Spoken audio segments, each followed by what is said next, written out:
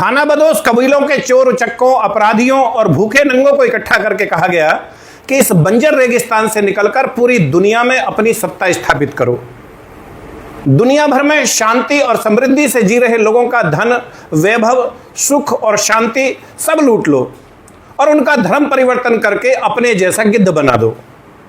जो ना माने बेधड़क उनकी हत्या कर दो। उनकी बहन बेटियों की इज्जत लूटो और माले गनीमत समझकर आपस में उसे बांट लो। विस्तारवाद के युद्ध में जीते तो विजेता कहलाओगे, मर गए तो शहीद, और फिर 72 तो ऊपर मिलेंगी ही, 130 फुट लंबी।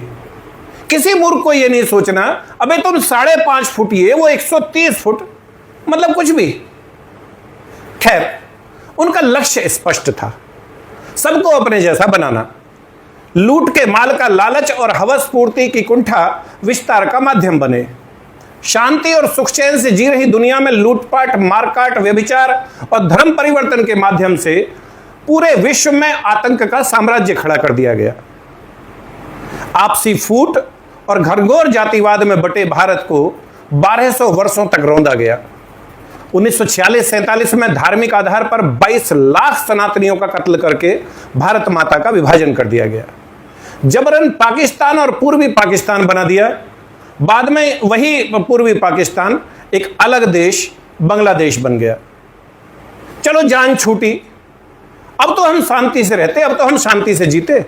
पर नहीं, धार्मिक आधार पर विभाजन करने के बावजूद भी रणनीति के तहत उनकी लगभग आधी जनसंख्या भारत में ही रह गई, नेहरू और गांधी की शह पर।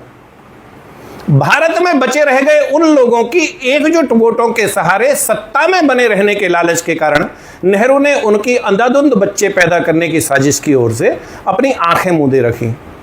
बाद में नेहरू की बेटी इंदिरा तो एक कदम और आगे बढ़ गई और सनातनियों की नसबंदी शुरू करा दी। लगभग 40 साल चले परिवार नियोजन कार्यक्रम का परिणाम यह हुआ कि आज सनातन समाज का युवा एक बच्चे तक सीमित रहने लग पड़ा है। दूसरी ओर एक बहुत बड़ी साजिश के तहत 8-8, 10-10 बच्चे पैदा करने वालों के कारण आने वाले कुछ वर्षों में वो आबादी फिर से भारत की कुल आबादी का 25% हो जाएगी।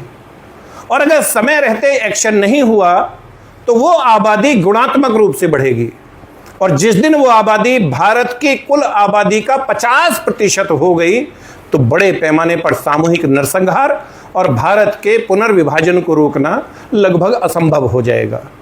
इसलिए अब यह आवश्यक हो गया है कि सबसे पहले जनसांख्यिकीय असंतुलन की समस्या के समाधान के लिए कड़े दंडात्मक प्रावधानों वाला जनसंख्या नियंत्रण कानून बनाकर सभी के ऊपर समान रूप से लागू किया जाए। 11 जुलाई को हर वर्ष देश के अधिकांश जिला मुख्यालयों पर जनसंख्या समाधान फाउंडेशन अथवा राष्ट्रीय हिंदू फ्रंट के नाम से धरना प्रदर्शन और माननीय प्रधानमंत्री भारत सरकार के नाम ज्ञापन दिया जाता रहा है। अब इससे काम नहीं चलेगा ना, इससे काम नहीं चलेगा। यह हमारे अस्तित्व और बच्चों के भविष्य का सवाल है।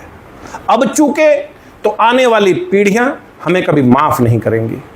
जरूरी है इस बार देश का हर हिंदू, मतलब हर हिंदू, हर सिख, जैन, बौद्ध 11 जुलाई को अपने घर, दुकान, नौकरी, खेत खलिहान से 2 घंटे का समय निकालकर सुबह 10 बजे अपने जिले की कलेक्ट्रेट पे पहुंचे। आह्वान भले ही राष्ट्रीय हिंदू फ्रंट ने किया हो, इस बार सभी हिंदू बड़ी संख्या में एकजुट होकर जनसंख्या नियंत्रण कानून की मांग पर मुखर होकर आवाज उठाएं।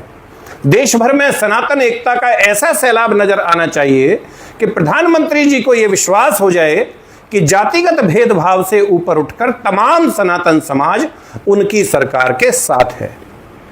अभी से जुट जाइए। धरातल पर बैठक तो खैर करनी ही पड़ेगी, इसके साथ साथ इस अभियान को सोशल मीडिया के माध्यम से भी फैलाइए, अधिक से अधिक फैलाइए। हर हर महादेव, हर हर महादेव, जय हिंदू राष्ट्र।